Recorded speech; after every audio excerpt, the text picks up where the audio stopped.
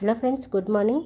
ద్విత్వ అక్షరము కాకి కావొత్తే వస్తే ఏ అచ్చుకైతే అదే ఒత్తు వస్తే దాన్ని ద్విత్వాక్షరం అంటారు. కాకి కావొత్తు, సో అదే అచ్చుకి అదే ఒత్తు, సో ద్విత్వాక్షరం. నాకి నా ఒత్తు అదే అచ్చుకి అదే ఒత్తు, మాకి మా ఒత్తు అదే అచ్చుకి అదే ఒత్తు, మా ఒత్తు, సో దీన్ని ద్విత్వాక్షరం అంటారు. సంయుక్త అక్షరం అనేది ఏంటంటారు? ఒక అచ్చుకి వేరే ఒత్తు రావాలి. ఇప్పుడు పాకి రావొత్తు, మరి పాకి ఒత్తు వస్తేనేమో ద్విత్వ, పాకి రావొత్తు వచ్చింది కాబట్టి సంయుక్త.